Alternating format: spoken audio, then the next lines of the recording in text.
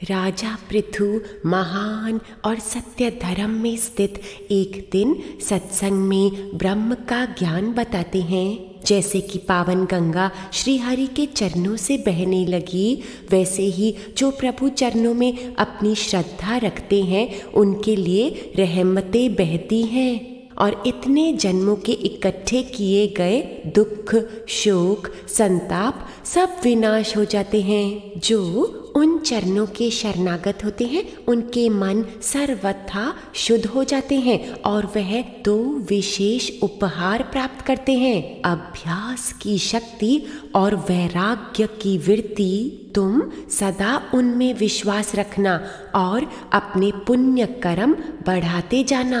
गलत भावों से मुक्त होकर केवल एक परमात्मा की भक्ति करना, जिनके चरण कमल सदा सारी इच्छाएं पूर्ण करने में समर्थ हैं। इस तरह राजा पृथु का मन विशुद्ध हो गया। भक्ति से, ज्ञान से, पूजन से, वैराग्य से और आत्मचिंतन से उन्होंने अपने शरीर का तुच्छ अहंकार त्याग दिया और परम पद की प्राप्ति कर ली। और महान रानी अर्ची, जिनकी देह पुष्प जैसी कोमल थी, फिर भी भीतर की शक्तियों को जागृत करके मन वचन कर्म का बहुत तप करके अपनी आत्मा में लीन हो गई। श्रीमद् भागवत का आशीर्वाद है, जो भी राजा पृथु के महिमा की कथा श्रद्धा से श्रवण करेगा वह अवश्य विष्णु तत्व को प्राप्त करेगा। यइदं सुमहत् पुण्यं श्रद्धया वहिता पठेत् श्रावयेत् शृणुयाद्वापि स पृथो पदवीमियात्। अब पृथु राजा के कुल के एक सदस्य राजा बने, जिनका नाम था प्राचीन बाहरी। वे इतनी पूजा करते थे कि कहा जाता है कि जितनी कुशा घास उन्होंने पूजाओं में चढ़ाई उससे पूर्ण धरती ही ढकी जा सकती है। उनकी बड़ी रूपवती गुणवती स्त्री थी। राजा प्राचीन बाहरी के 10 पुत्र हुए। वे 10 प्रचेता के नाम से प्रसिद्ध हैं। वे सारे ही बड़े आज्ञाकारी और गुणवान थे। जब उनके पिताजी ने उन्हें गृहस्थ रचाने की आज्ञा दी तो अच्छे गृहस्थी बनने की तैयारी में वह तप करने निकल गए। जब शंकर भगवान ने देखा कि उनका कितना निर्मल स्वभाव है और आपस में शुद्ध आचरण रखने वाले हैं, तो वे बड़े ही प्रसन्न हुए और 10 को रुद्र भगवान ने ध्यान योग सिखाया। साधकों, अगर कोई सिद्ध आत्मा हमें शिक्षा दे, हमें स्वतः सिद्धि प्राप्त हो जाती है, तो वे 10 अपनी आत्मा में लीन हो गए।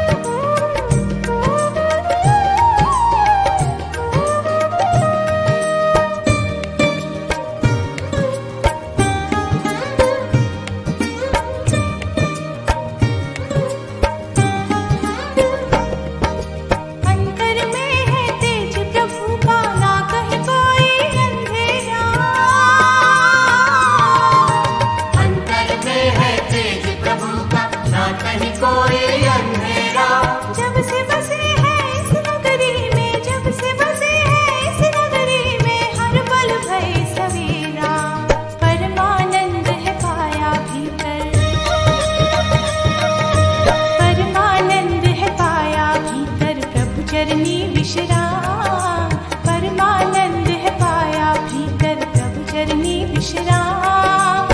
दोनों ही एक संग विराजे कुटिया अपने राम, कुटिया अपने राम, कुटिया अपने राम, कुटिया अपने राम, कुटिया अपने राम।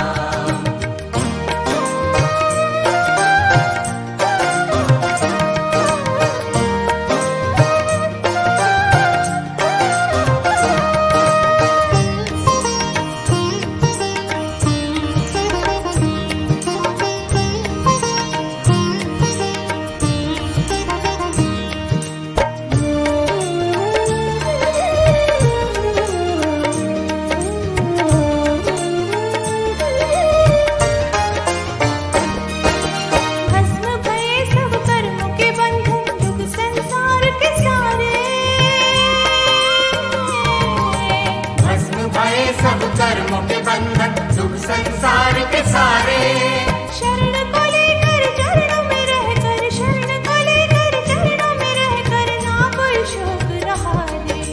करे है जो भी बैठे सत्संग, करे है जो भी बैठे सत्संग, सतगुरु तुम्हें प्रणाम। करे है जो भी बैठे सत्संग, सतगुरु तुम्हें प्रणाम। दोनों ही संग विराजे कुटिया अपने राम, कुटिया अपने राम, कुटिया अपने राम, कुटिया अपने राम, कुटिया अपने राम।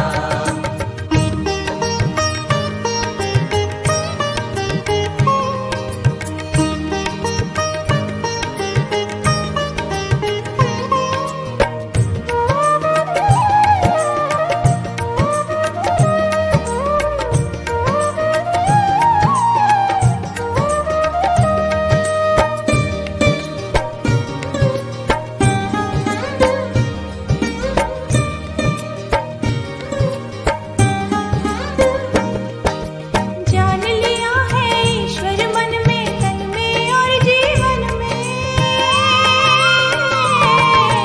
जान लिया है ईश्वर मन में, तन में और जीवन में। चारों ओर प्रभु का दर्शन, चारों ओर प्रभु का दर्शन, सतचित आनंद घन में। एक सदा थे एक रहे हैं, एक सदा थे एक रहे हैं, सत सुंदर ब्रह्म नाम। एक सदा थे एक रहे हैं, सत सुंदर ब्रह्म नाम। दोनों ही एक संग विराजे कुटिया अपने राम, कुटिया अपने राम, कुटिया अपने राम, कुटिया अपने राम, कुटिया अपने राम।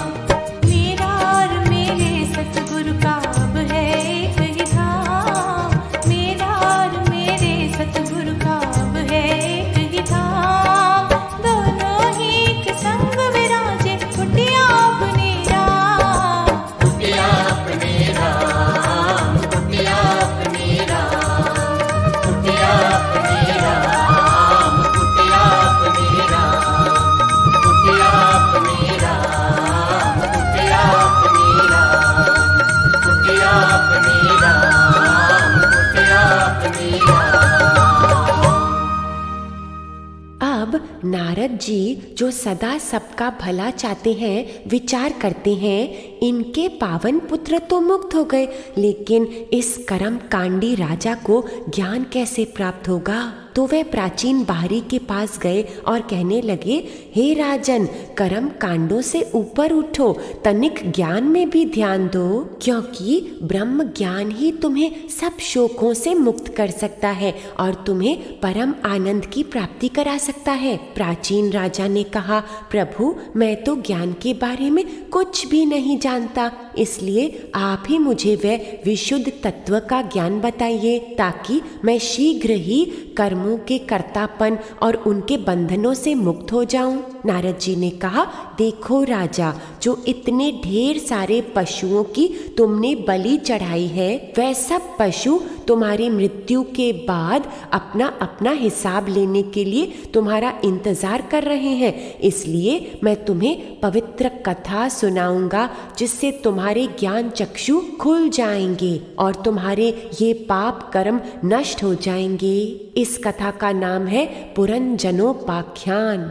एक पराक्रमी राजा था पुरंजन। उसका एक मित्र था अविघ्नात, क्योंकि वह बड़ा ही छिपा हुआ था, जैसे सद्गुरु अव्यक्त बनकर हमारे हृदय में छिपे रहते हैं। और ज्यादातर पुरंजन उस मित्र की बात अनसुनी कर देता था, जैसे हम सद्गुरु देव की आवाज को अनसुना करके अपने मन की बातें सुनने लगते हैं। अब ये राजा विषयों को खोजते खोजते इधर उधर भटकने लगा। ध्यान देना साधकों, ये एक जीव की कथा चल रही है, कैसे वह संसारी सुखों के पीछे भटकता रहता है।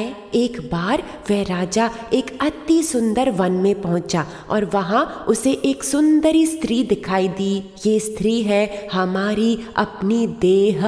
राजा उस स्त्री पर आशिक हो गया, जैसे जीव अपने शरीर की वासना में अटक जाता है।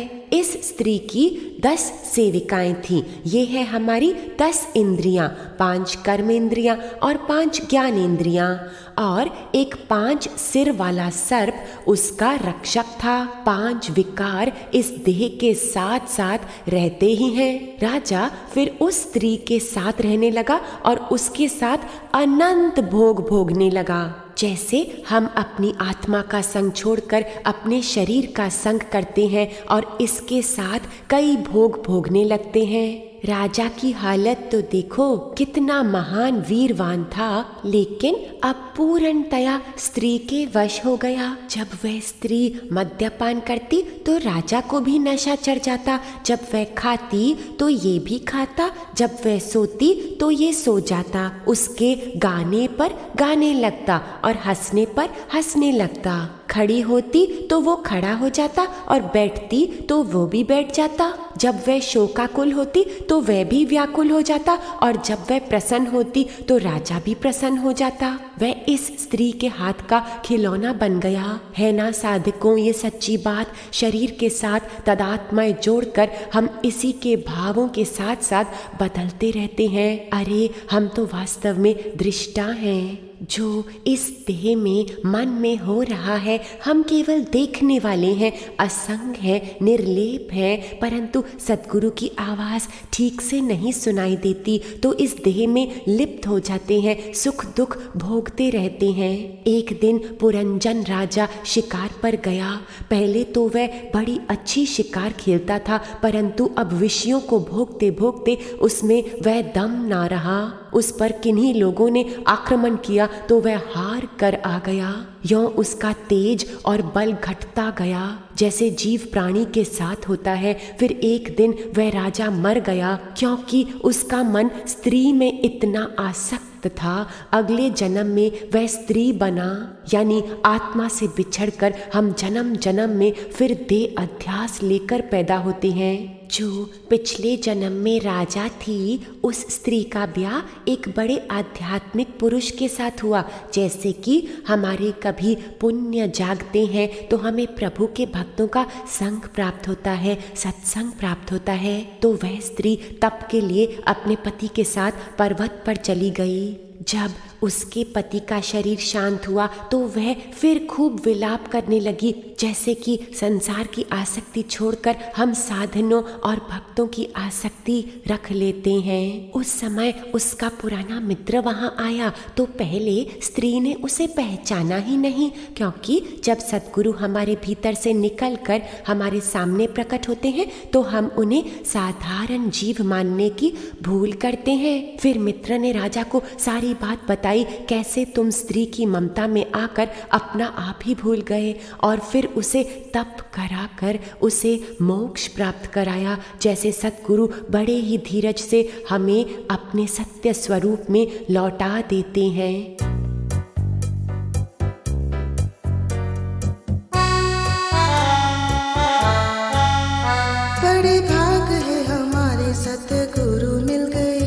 सतगुरु मिल गए, मन के फूल खिल गए।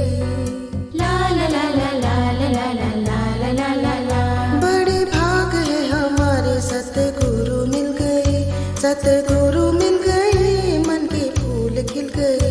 यही मन था उदास दिन रात, इन्हीं नैनों में थी बरसात। बेबसी में गिरा था जीवन, भर गया था जगत से मन। अपने प्यार से सवारा, गुरु ने ही मुझको तारा, जैसे खोए हुए प्राण मिल गए। बड़े भाग है हमारे, सतगुरु मिल गए, सतगुरु मिल गए, मन के फूल खिल गए। ला ला ला ला ला। कितना प्यार है गुरु की आंखों में, कितना ज्ञान है गुरु की बातों में, कितनी ममता है गुरु के स्पर्श में, कितना है आनंद गुरु के दर्श में। आत्म सुख मैंने पाया, आशीर्वाद गुरु का छाया, अपनी आत्मा में मीत मिल गए। बड़े भाग है हमारे, सतगुरु मिल गए, सतगुरु मिल गए, मन के फूल खिल गए। बड़े भाग है हमारे, सतगुरु मिल गए, सतगुरु मिल गए, मन के फूल खिल गए। ला ला ला ला ला। राजा प्राचीन बारी गुरु कृपा व सत्य ज्ञान को ग्रहण करके मोक्ष को प्राप्त हो गया। श्री हरि के चरणों का ध्यान करके राजा के 10 पुत्र प्रचेता भी परम धाम को प्राप्त हो गए। हमने स्वयंभू मनु के एक पुत्र के दर्शन तो कर लिए, उत्तानपाद, जो ध्रुव के पिता थे।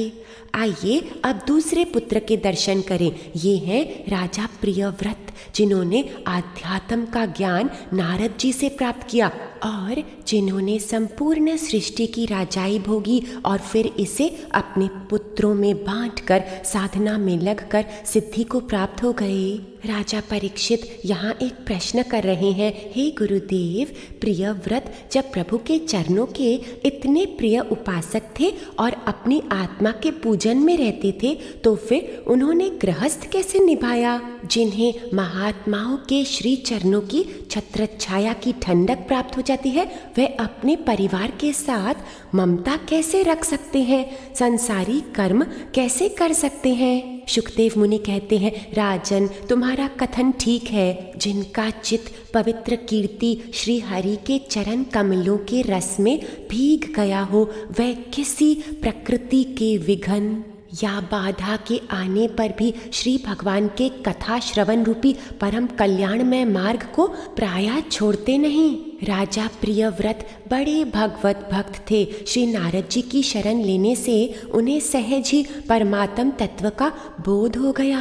वह ब्रह्म अभ्यास में जीवन बिताने के लिए निकल ही रहे थे कि उसी समय उनके पिता स्वयंभू मनु ने उन्हें पृथ्वी पालने के लिए शास्त्र में बताई हुई सभी श्रेष्ठ गुणों से पूर्णतया संपन्न देखकर राज्य शासन के लिए आज्ञा दी। और ये बात अवश्य जानना कि जिनका मन भगवान में युक्त है, तो वह जो कुछ भी करें, फिर उस कर्म को पूरा करने के बाद चरणों की भक्ति में पुनः पुनः अपने को लगा देते हैं, अपने सच्चिदानंद स्वरूप में चिंतन करते हैं। स्वयंभू मनु ने प्रियव्रत से कहा कि तुमने प्रभु के चरण कमलों की शरण ली है और 5 विकारों को जीता है, इसलिए पहले धरती पर प्रभु के सारे आशीर्वाद आनंद से भोगना और फिर चित्त को सब जगह से अनासक्त करके अपनी आत्मा के योग में आ जाना। प्रियव्रत ने कहा, जो आज्ञा प्रभु। इसी तरह बड़ी पावनता से प्रियव्रत ने राज किया। फिर उनका ब्याह हुआ देवों के शिल्पीकार विश्वकर्मा की प्यारी पुत्री से, जिनका नाम था बर्हिस्मती। प्रियव्रत के 10 गुणवान पुत्र हुए और एक सुंदर पुत्री हुई ऊर्जस्वती। प्रियव्रत राजा ने अपने रथ के पहियों से पृथ्वी के भाग बनाए, जो 7 द्वीपों में बट गए। जो भाग रथ के भार से नीचे गिर गए वह 7 समुद्र बन गए। ऊर्जस्वती का ब्याह शुक्राचार्य से हुआ और उनकी देवयानी नाम की पुत्री हुई, जिनके बारे में हम बाद में जानेंगे। एक दिन प्रियव्रत को याद आया वो सुहावना समय जब वह उनके परम प्यारे सद्गुरु देव जी नारद के शरण में बैठकर निराकार का ज्ञान सुना करते थे। तब उन्होंने फिर से अंतर्मुखी होकर अपने भीतर का वह तत्व प्राप्त कर लिया जिसके लिए हमें जन्म मिलता है। देखिए राजा प्रियव्रत के लिए इन महिमा श्लोकों में क्या कहा गया है। राजा प्रियव्रत से जो महान कर्म हुए वह उनके भीतर बैठकर शक्तिमान ईश्वर के सिवाय और कौन कर सकता है। उन्होंने अंधकार को मिटाने के लिए और प्राणियों को सुख से रहने के लिए 7 द्वीपों के द्वारा पृथ्वी का विभाग कर दिया और हर एक द्वीप में भिन्न भिन्न नदियां, वन और पर्वत बनाकर आदि से उनकी सीमाएं निश्चित कर दी। दिव्य महापुरुषों की भक्ति करते करते वह इन 3 लोकों के संपूर्ण विषय भोगों को सदा नरक के समान ही देखते थे, बस प्रभु को सर्वश्रेष्ठ मानते थे। और अब आग्नित्र चरित्र। अपने पिता प्रियव्रत के इस प्रकार तपस्या में लीन हो जाने पर राजा आग्नित्र उनकी आज्ञा का आश्रय लेते हुए राज्य करने लगे। उनका ब्याह पूर्वचिति से हुआ और श्रेष्ठ पुत्र हुए नाभि। और ये नाभि इतने श्रेष्ठ क्यों हैं? क्योंकि इनके परम पावन बीज से ऋषभदेव भगवान प्रकट हुए। जैनी लोगों ने ऋषभदेव जी को पहला तीर्थंकर माना है। ये भगवान विष्णु के स्वरूप हैं जो मेरु देवी और राजा नाभि के घर में अवतरित हुए। प्रभु ऋषभदेव का यश दूर दूर तक फैलता रहा। ऋषभ का अर्थ है सर्वश्रेष्ठ और वह ऐसे ही थे, स्वतंत्र, सर्व पापों से रहित और अपने आत्म सुख में रहने वाले, फिर भी बड़ी निपुणता से कर्म करते और वह साधारण लोगों के लिए सुंदर आदर्श बन गए कि कर्तव्य कर्मों को किस विधि से निभाना है, कैसे सम रहना है, शांत रहना है, सबके लिए मित्रता का भाव रखना है और किस तरह से पुण्य कमाने हैं, फिर साधनों के द्वारा सिद्धि कैसे प्राप्त करनी है। राजा नाभि ने विचार किया कि मेरा पुत्र बड़ा ही शुद्ध चरित्र है और प्रजा मुझसे भी ज्यादा इसे प्यार करती है, तो प्रसन्न चित्ता से उन्होंने ऋषभदेव को राज्य सौंप दिया और स्वयं योग में चले गए। ऋषभदेव के 100 पुत्र हुए। अब साधक जन अगर हमारे मन में आता है कि इन महात्माओं के इतने सारे पुत्र पुत्रियां कैसे होते हैं, तो हमें जानना होगा कि ये दिव्य प्राणी थे। इनके पास अलौकिक शक्तियां थीं। संकल्प उत्पन्न बालक भी होते हैं, सिद्धियां भी होती हैं, जैसे शब्द सिद्धि तो वचन पूरा हो जाता है, संकल्प सिद्धि यानी मन के विचार से कुछ वस्तु प्रकट कर देना, चाक्षुष्य सिद्धि दृष्टि से कुछ उत्पन्न कर देना, सब कुछ प्रभु प्रेरणा से ही होता है। इसलिए हमें किसी भी लीला में दोष दृष्टि नहीं रखनी चाहिए। ऋषभदेव के सबसे बड़े पुत्र थे भरत, जिनसे ही भारतवर्ष का नाम पड़ा। भरत और 81 पुत्र बड़े महिमा युक्त थे। बाकी 9 राजकुमार परमात्मा का बड़ा सुंदर ज्ञान बखान करते, जिनका सुंदर यश हम आगे चल के देखेंगे। ऋषभदेव के जब सारे संसारी कार्य पूर्ण हुए तब उन्होंने संन्यास लेने का विचार किया। तब आत्मचिंतन के लिए निकलने से पहले उन्होंने भरी सभा में अपने पुत्रों को शुद्ध ज्ञान बताया, क्योंकि साध संगत में ही तो निराकार का सत्य बहता है और किसी के बहाने अनंत प्यासों को अमृत की प्राप्ति होती है। हे प्रभु के प्यारों, सुनो, इस मृत्यु लोक में ये मनुष्य शरीर केवल विषय भोगों की प्राप्ति के लिए ही नहीं है, भोग तो विष्टा भोजी सूकर कुकर आदि को भी मिलते ही रहते हैं। इस शरीर को तप में लगाना जिससे तुम्हारा अंतरंग शुद्ध हो जाए, क्योंकि इसी से अनंत ब्रह्मानंद की प्राप्ति होती है। महात्माओं के शब्दों पर ध्यान देना मुक्ति का खुला द्वार है। काम वासनाओं में जकड़े रहना नरक का द्वार है। एक ग्रंथि तो जीव में पहले ही है, यानी शरीर के साथ तादात्म्य। दूसरी ग्रंथि है स्त्री और पुरुष, इन दोनों के बीच में जो परस्पर दाम्पत्य भाव है, इसी को ज्ञानी जन उनके हृदय की स्थूल ग्रंथि कहते हैं। सूक्ष्म ग्रंथि तो उनमें अलग अलग पहले ही है, उसी के कारण जीव को सब चीजों से आसक्ति हो जाती है। इंद्रियों से, घर से, पुत्र से, पुत्रियों से और धन आदि में मैं और मेरे का मोह हो जाता है। कर्मों में वासना रखने से ये ग्रंथि पक्की होती जाती है। जब सत्य ज्ञान से ये ग्रंथि ढीली होती है, उसी समय प्राणी दाम्पत्य भाव से निवृत्त हो जाता है। अहंकार को त्याग कर सब प्रकार के बंधनों से मुक्त हो जाता है, परमानंद की प्राप्ति कर लेता है।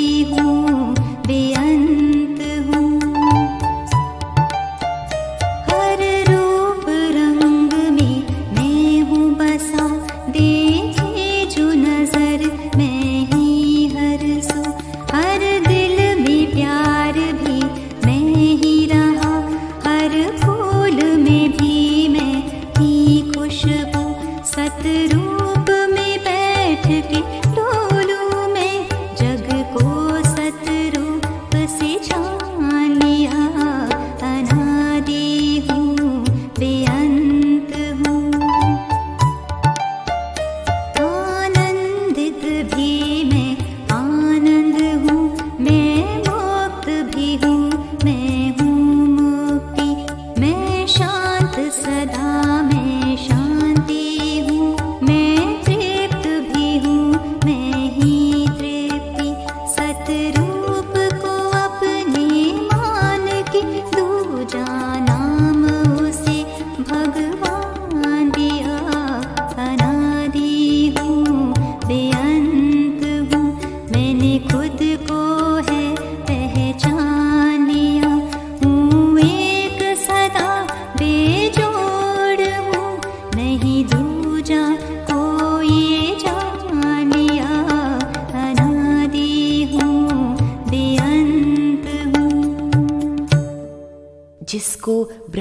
प्राप्ति की इच्छा हो अथवा जो प्रभु की अपार कृपा को प्राप्त करना ही परम लक्ष्य मानता हो, वह राजा हो तो अपनी प्रजा को सत्य ज्ञान बताए, पिता हो तो अपने पुत्रों पुत्रियों को तत्व की विद्या दे, गुरु हो तो साधकों को माया रहित होकर निराकार का सुंदर ज्ञान बताए।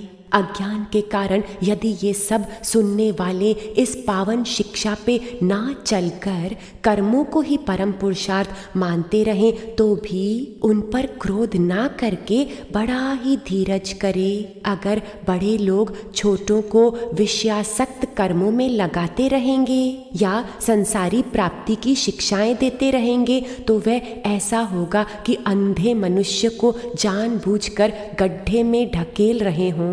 अब ये दिव्य श्लोक देखो जो प्रभु की भरपूर ज्ञान शक्ति से भरा है। ऋषि लोग ऐसा कहते हैं कि जो माता पिता अपनी संतान को बंधन मुक्ति की प्रेरणा नहीं देती, उन्हें इस संसार में संतान लाने का कोई अधिकार नहीं। और ऋषभदेव जी बड़े निश्चय से उच्चारते हैं, जो अपने प्रिय संबंधी को भगवत भक्ति की प्रेरणा देकर मृत्यु की फांसी से नहीं छुड़ाता, वह गुरु गुरु नहीं है, वह मित्र मित्र नहीं है, वह पिता पिता नहीं है, माता माता नहीं है, इष्ट देव नहीं है और पति पति नहीं है, जो अपने प्यारे को सत्य मार्ग पर चलने की प्रेरणा नहीं देता।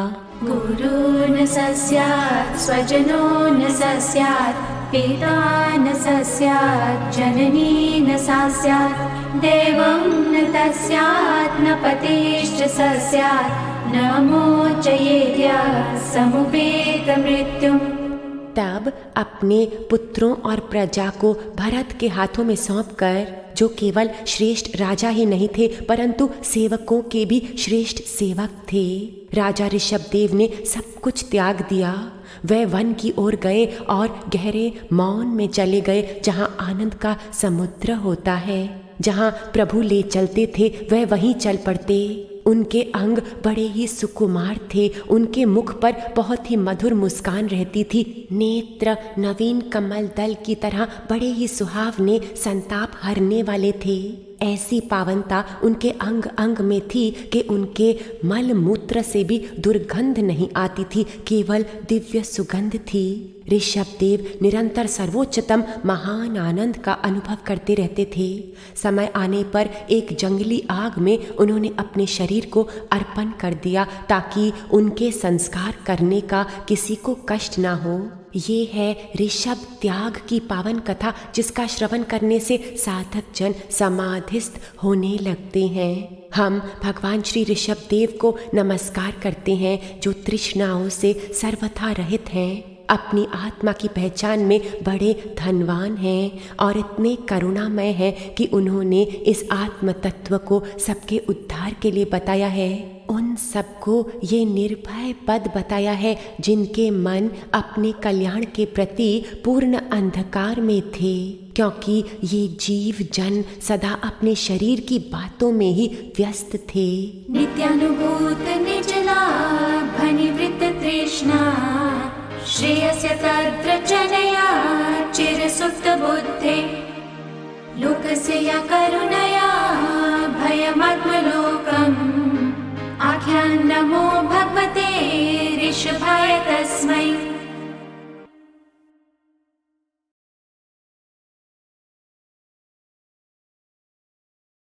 अपने पिता ऋषभदेव की तरह और दादा नाभि की तरह भरत अपनी प्रजा की बड़ी सेवा करते थे और साथ ही साथ वह अपनी साधना में कभी नहीं चूकते। निश्चित समय पर यज्ञ और निश्चित समय पर ध्यान।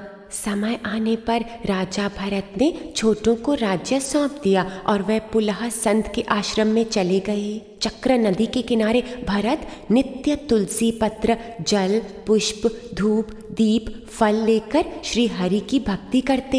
एक दिन भरत ओम के चिंतन में नदी के किनारे बैठे थे तो उस समय एक गर्भवती हिरनी वहां जल पीने के लिए आई। जब वह लबालब जल पी रही थी तब एक लोक भयंकर शेर की गर्जना सुनाई दी। डर के मारे उस हिरनी ने छलांग लगाई। उससे उसके गर्भ का बच्चा बाहर गिर पड़ा और हिरनी एक गड्ढे में गिरकर मर गई। भरत को इस हिरन के छोटे बच्चे पर बड़ी दया आई और वह उसे अपने साथ ले गए।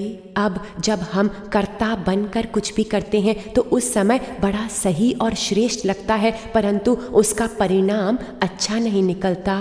तो धीरे धीरे भरत की ममता उस हिरन में बढ़ती गई। हिरन के खाने पीने का प्रबंध करने में और लाड प्यार करने में भरत के यम नियम और भगवत पूजा के कार्य एक एक करके छूटने लगे। अब तो मृग पूजन होने लगा। मोहवश भरत के विचार यों चलते। इस बेचारे को काल चक्र ने अपने झुंड से अलग कर दिया। ये अब मेरी शरण में है, इसलिए मुझे ही इसकी देखभाल करनी है। भगवान को भूलकर मैं आ गई ना।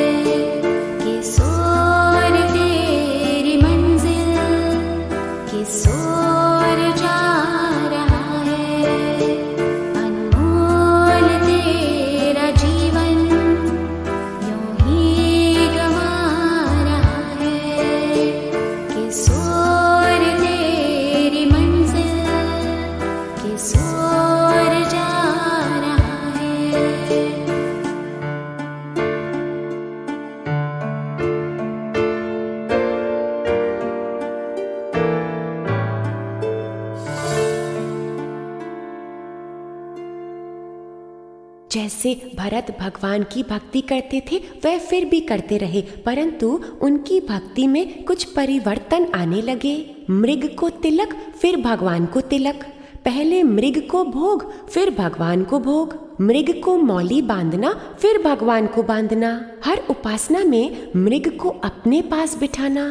साधक जन अपने भीतर अवश्य झांक कर देखना। जब हम प्रभु के चिंतन में बैठते हैं और कोई अपने वाला आ जाता है तो हम अपना ध्यान हरि चरणों से हटाकर उनके पीछे तो नहीं पड़ जाते। आओ एक आहुति डाल जाओ, नमस्कार तो करो, पूजा तो करो। या फिर महायज्ञों में हम इधर उधर तो नहीं देखते मेरा फलाना आया है क्या। ध्यान में तो पूर्णतया एकाग्रचित होना है ना। हमारी साधना तभी सफल होगी। कर्म योग का समय तो दूसरा होता है। अब एक दिन क्या हुआ, एक हिरन का झुंड वहां से गुजरा और ये हमारा हिरन उनके साथ चल पड़ा। जैसे समय आने पर हमारे मोह वाले भी किसी और को पसंद करके उनके साथ चल पड़ते हैं। अब ये भरत भक्त हरि चिंतन करने वाला देखो शोकग्रस्त होकर क्या क्या चिंतन कर रहा है। वह धरती कितनी धन्य है जहाँ वह हिरन विचरता है। वह लोग कितने धन्य हैं जिन्हें उसकी क्रीड़ा देखने का सौभाग्य प्राप्त होता है, इत्यादि इत्यादि। जब भरत ने प्राण त्यागे तो उसे भी मृग का जन्म लेना पड़ा, क्योंकि हम जैसा चिंतन करते हैं हमें वैसी ही देह प्राप्त होती है।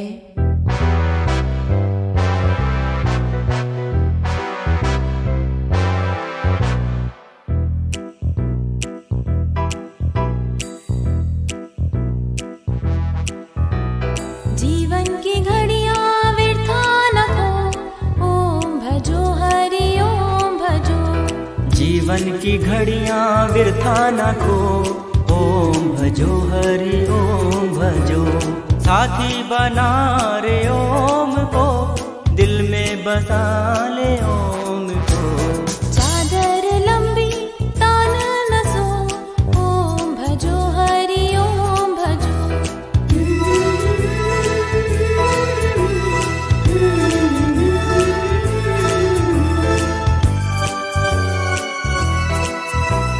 चोला यही है कर्म का, करने को सौदा धर्म का। धोना जो चाहे चित्त को धो, ओम भजो हरि ओम भजो।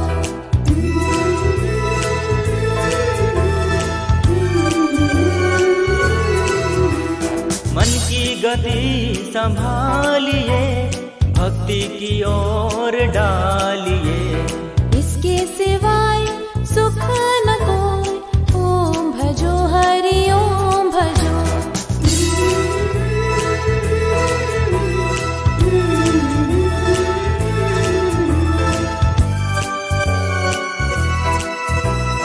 ओम ही सुख का सार है, ओम ही जीवन आधार है।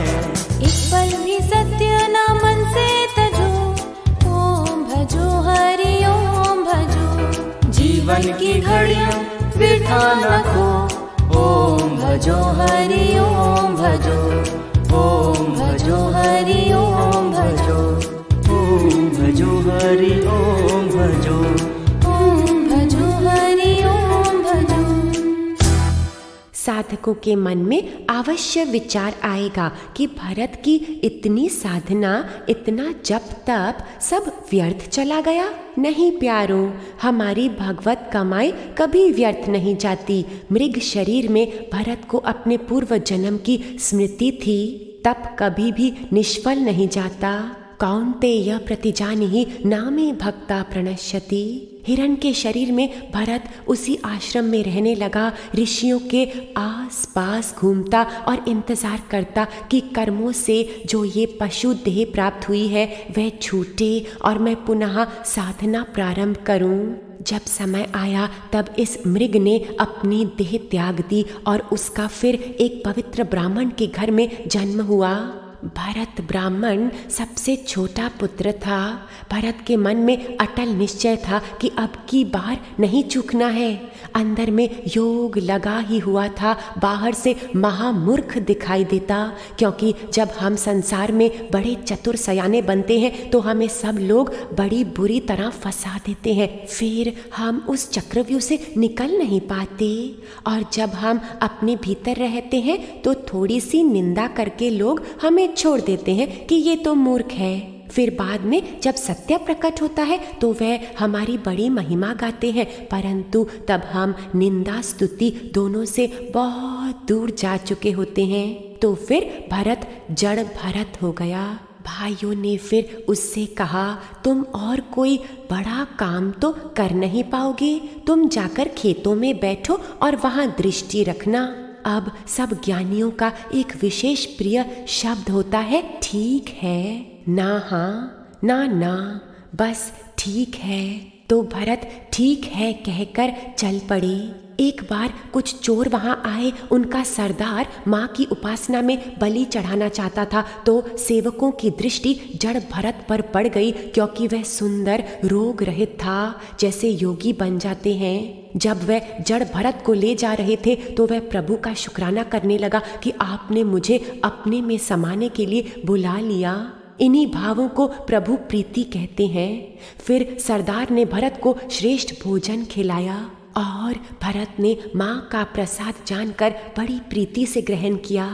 अब जब भरत को उन सब ने भद्रकाली के चरणों में रखा, उनका शीश काटने की तैयारी में, तो माँ मूर्ति में से अचानक प्रकट हो गई, क्योंकि माँ को सबसे ज्यादा अपने शुद्ध हृदय वाले भक्तजन प्यारे हैं और वह उनका अपमान कदाचित नहीं सह सकती। माँ ने एक ही पल में उन सब चोरों को मार डाला और जड़ भरत ने नमन किया कि आपका मेरे लिए इस धरती पर शायद और भी कोई कार्य है, ये भी ठीक है।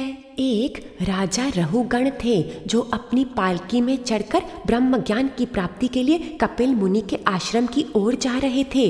अब एक कहार बीमार हो गया तो राजा की आज्ञा से उन कहारों ने जड़ भरत को जबरदस्ती पकड़कर पालकी में जोत दिया और वह महान आत्मा पालकी उठाने लगा बिना किसी दाम के।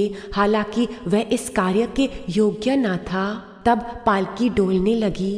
राजा ने कहा, हे कहारों, ठीक से चलो। तब उन सब ने कहा, स्वामी, ये नया उठाने वाला हमसे कदम मिलाकर नहीं चल रहा।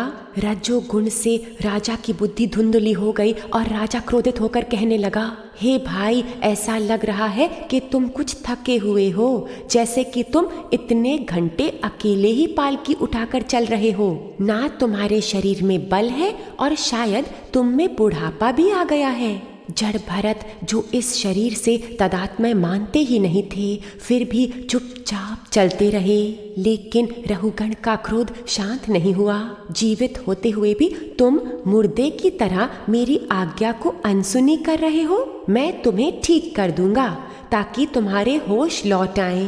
तब ब्राह्मण ने अपने करुणामय स्वभाव के कारण मुस्कुराते हुए कहा, हे राजन, जो भी आप कह रहे हैं, थकान, बुढ़ापा, बोझा उठाने का श्रम, ये सब बातें शरीर से संबंधित है, मुझ आत्मा से नहीं। अभी तो आप अपने को राजा मानकर इन सेवकों पर क्रोधित हो रहे हैं, लेकिन ये प्रकृति परिवर्तनशील है। आगे आप सेवक और ये राजा बन सकते हैं, और अगर मैं पूर्णतया बेवकूफ हूँ तो आप मुझे कैसे ठीक करेंगे, क्योंकि फिर मुझ में ठीक होने की क्षमता ही नहीं। और अगर मैं आत्मा हूँ तो भी आप मुझे कैसे ठीक करेंगे, क्योंकि आत्मा तो पहले से ही ठीक है, परिपूर्ण है। और अपने कर्मों को काटने के लिए जड़ भरत पालकी उठाए रखकर चलते रहे। परंतु जब राजा ने सत्य से भरे हुए शब्द सुने तो वह जल्दी से पालकी से उतरकर प्रणाम करने लगे। आप धन्य हैं। क्या आप कोई महापुरुष हैं, या फिर स्वयं कपिल भगवान है जो सांख्य योग बताकर ज्ञान स्थापित करते हैं? आपकी वाणी तत्व से भरी हुई है, इसलिए हे दुखियों के मित्र, मुझ पर करुणा दृष्टि डालिए, ताकि मैंने जो इतनों का निरादर करके पाप कमाए हैं वह सब मिट सकें। जड़ भरत ने शांति से कहा, जो ज्ञानी होते हैं वह स्वामी सेवक, तुम, मैं, शरीर इत्यादि ऐसी बातें नहीं करते। परमार्थ दृष्टि से देखा जाए तो किसे स्वामी कहें और किसे सेवक। फिर भी राजन, तुम्हें अगर स्वामित्व का अभिमान है तो कहो, मैं तुम्हारी क्या सेवा करूं? तुम कपिल मुनि से आत्मज्ञान लेने जा रहे हो, लेकिन एक साधक को कुछ लक्षण धारण करने पड़ते हैं। पहले तो उसमें नम्रता होनी चाहिए। अपनी श्रेष्ठता का अभिमान ले करके गुरु शरण में नहीं जाया जाता। और ये सत्य ज्ञान अपनी आत्म उन्नति के लिए है, व्यवहार में इस्तेमाल करने के लिए नहीं। परमार्थ बड़ा ही शुद्ध होता है, इसे शुद्ध ही रखना। ये ज्ञान हमारे संसार को बना दे या सुधार दे, ये हरि इच्छा है। हमारा इससे कोई मतलब नहीं, हमें सत्य की ओर लगे रहना है। ज्ञान है अमृत, पी के मस्त हो जाने के लिए। ज्ञान है साधन, मन की धूल हटाने के लिए। ज्ञान है दृष्टि, आत्म ध्यान जगाने के लिए। ज्ञान है शक्ति, ब्रह्म में खुद को समाने के लिए। ज्ञान उठा ले चल के गुरु से, मंजिल मिल जाएगी। नूर की बूंदों से उजली एक राह मिल जाएगी। तेरी शक्ति ढलती जाए, डगमग डोले मन रे। न चाहे तू फिर भी निकले मुख से बुरे वचन रे। प्रभु को तन मन अर्पण कर दो, विरति संभल जाएगी। नूर की बूंदों से उजली एक राह मिल जाएगी। अमृत से भरी गागर गुरु ने कभी न होवे खाली। साधना के इस बगिए का मिला अलौकिक माली।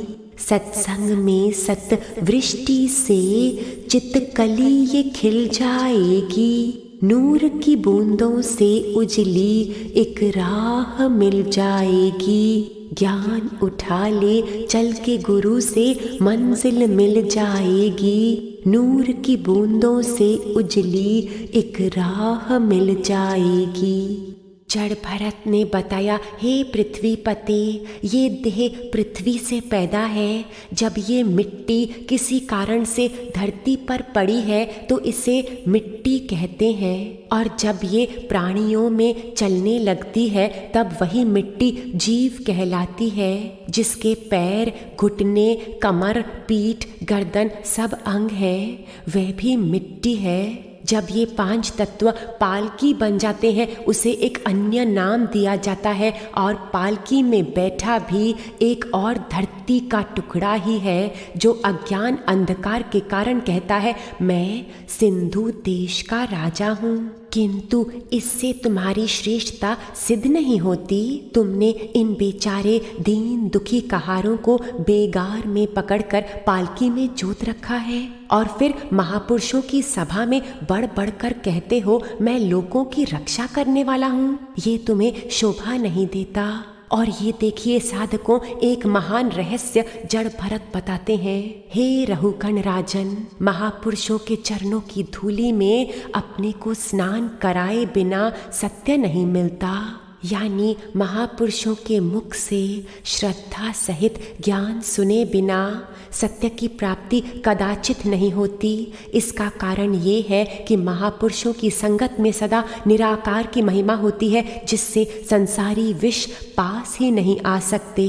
और जब सत्संग का नित्य प्रति श्रवण किया जाता है तो मोक्ष आकांक्षी पुरुषों की शुद्ध की गई बुद्धि आत्म तत्व में सहज ही लग जाती है।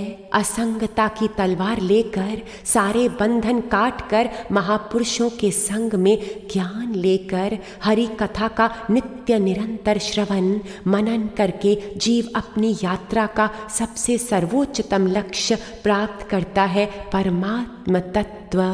ओम तस्मात् नरो असंग सुसंग जात ज्ञान आसने हैव विरिक्न मोहा हरिततिहा कथन श्रुताभ्याम लब्ध स्मृतिर आति अति पारमद्वना। देखिए ना, सतगुरु कितने करुणामय होते हैं। सदा मौन रहने वाले जड़ भरत रहुखंड राजा के लिए कितना मीठा अमृत बरसा रहे हैं। और कई लोग ऐसा भी कहते हैं कि रहुकुंड राजा पहले वाला हिरण ही था, जिससे भरत को मोह हो गया था। इसलिए उसे मुक्त करने के लिए जड़ भरत ने इतना प्रेम रस बरसाया। इस भरत चरित्र की महिमा ऐसी बताई गई है, जो इस भरत चरित्र की कथा का श्रवण करते हैं उनके आयु और धन की वृद्धि होती है, लोक में सुयश बढ़ता है और ये मोक्ष की प्राप्ति कराने वाला है। जो पुरुष इसे श्रद्धा से सुनते या सुनाते हैं और इसकी शिक्षाओं को धारण करते हैं, उनकी सारी कामनाएं स्वयं ही पूर्ण हो जाती हैं। दूसरों से उन्हें कुछ भी मांगना नहीं पड़ता। साधकों, हम सब भगवत भक्ति में मग्न है ना। परम पुरुष परमात्मा अनंत ब्रह्मांडों को रचकर उन सबकी पालना करते हैं, इसलिए सारे ही लोकों में भगवत भक्ति हो रही है। सुखदेव जी कहते हैं, महाराज भगवान इतने विराट हैं और उनकी माया इतनी फैली हुई है कि अगर मनुष्य देवताओं के समान आयु प्राप्त कर ले तो भी उनका पूरी तरह वर्णन नहीं कर सकता। इसलिए हम कुछ कुछ स्थानों का आनंद लेंगे। आइए ब्रह्मांड में इन 9 वर्षों का दर्शन करें। इन सारे ही 9 वर्षों में निराकार भगवान भिन्न भिन्न साकार रूपों में प्रकट रहते हैं अपने प्यारे भक्तों पर कृपा बरसाने के लिए। पहले तो है इलाव्रत वर्ष। इस वर्ष में शंकर भगवान संकर्षण भगवान की स्तुति गाते हैं, यानी ब्रह्म से ब्रह्म की भक्ति हो रही है। ओम नमो भगवते महापुरुषाय सर्वगुण संख्या नायानंताय व्यक्ताय नमिति। भद्राश्व वर्ष में एक पावन मुनि भद्राश्व परम पावन हयग्रीव के रूप में विष्णु भगवान की अनंत महिमा करते हैं। ओम नमो भगवते धर्माय आत्मविशोधनाय नम इति। हरिवर्ष खंड में महाभक्त प्रहलाद जी अनन्य भक्ति भाव से भगवान नरसिंह की उपासना करते हैं। ओम नमो भगवते नरसिंहाय नमस्ते जस्ते आविर्भव वज्रनक वज्रदंश कर्माशयान रंदय तमो ग्रस ओम स्वाहा। अभयम आत्मनि भूयिष्ठा ओम क्यों। केतुमाल वर्ष में लक्ष्मी जी भगवान की भक्ति कामदेव प्रद्युम्न के सत्य सुंदर स्वरूप में करती हैं। वह यूं गाती हैं, ओम ह्रां ह्रीं ह्रूं ओम नमो भगवते ऋषिकेशाय सर्वगुण विशेषैर्विलक्षित आत्मने आकुतीनां चित्तीनां चेतसां विशेषाणां च आदिपतये षोडशकलाय छन्दोमयाय नमया या अमृतमयाय सर्वमयाय सहसे ओजसे बलाय कांताय कामाय नमस्ते उभयत्र भूयात्। रम्यक वर्ष में मनु भगवान अपने स्वामी की स्तुति मत्स्यावतार के रूप में गाते हैं। ओम नमो भगवते मुख्यतमाय नमः सत्वाय प्राणाय ओजसे सहसे बलाय महामत्स्याय नमः इति। हिरण्मय वर्ष में पितृराज आर्यमा निवासियों सहित भगवान कच्छ रूप की महिमा गाते हैं। ओम नमो भगवते अकुपाराय सर्वसत्गुण विशेषणाय अनुपलक्षित स्थानाय नमो वर्षमने नमो भूमने नमो अवस्थानाय नमस्ते। गुरु वर्ष में धरती माँ भगवान की उपासना करती हैं वराह अवतार के रूप में। ओम नमो भगवते मंत्र तत्वलिंगाय यज्ञ कर्तवे महादर अवयवाय महापुरुषाय नमः कर्म शुक्लाय त्रियुगाय नमस्ते। किम पुरुष वर्ष में भगवान के परम भक्त हनुमान जी, जिनका निवास सदा श्री चरणों में होता है, किन्नरों के साथ अविचल भक्ति भाव से आदि पुरुष सीताभिराम भगवान श्री राम जी की वंदना करते हैं। ओम नमो भगवते उत्तम श्लोकाय नम आर्य लक्षण शीलव्रताय नम उपशिक्षितात्मन उपासित लोकाय नमः साधुवाद निकर्षणाय नमो ब्रह्मण्य देवाय महापुरुषाय महाराजाय नम इति। भारत वर्ष में नारद जी नर नारायण रूप में श्री हरि की आराधना करते हैं। ओम नमो भगवते उपशमशीलाय उपवर्तान आत्म्याय नमो अकिंचन वित्ताय ऋषि ऋषिवाय नर नारायणाय परमहंस परम गुरुवे आत्मा रामधिपतये नमो नम इति। और हे साधक जन, हम सब अपनी आरती की ज्योत जलाएं, क्योंकि हम भी श्री भगवान की उत्तम स्तुति करने वाले हैं। ब्रह्म विद्या के साधक भगवान की पूजा करते हैं अपने ही भीतर, अपने चित्त के आकाश में प्रभु के आत्मदेव स्वरूप श्री सद्गुरुदेव जी की आरती करते हुए।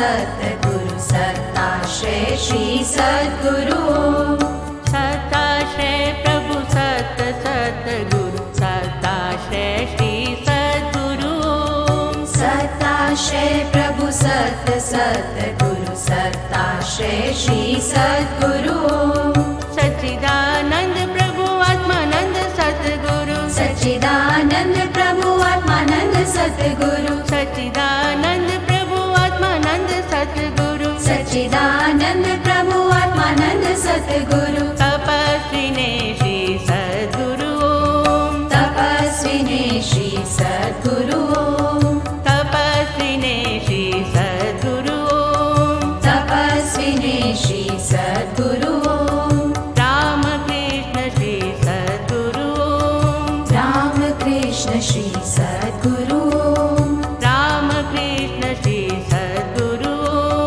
राम कृष्ण श्री सद्गुरु जय गुरु ओंकारा जय जय सद्गुरु ओंकारा ओम जय गुरु ओंकारा जय जय सद्गुरु ओंकारा ओम ब्रह्मा विष्णु सदा शिवाय ब्रह्मा विष्णु सदा शिवाय ब्रह्मा विष्णु सदा शिवाय ब्रह्मा विष्णु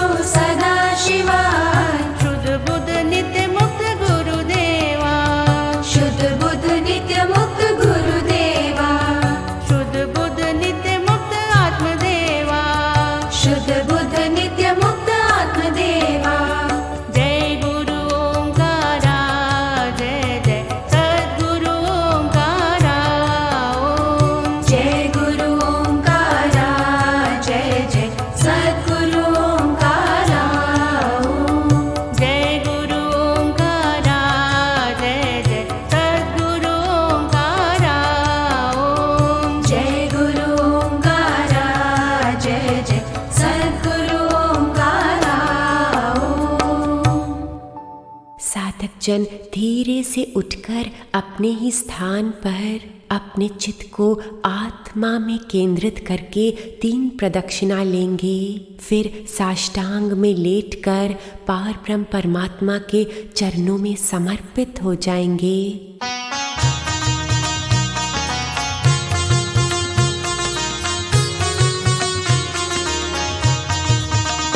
हरे कृष्णा कृष्णा कृष्णा हरे हरे, हरे कृष्णा कृष्णा कृष्णा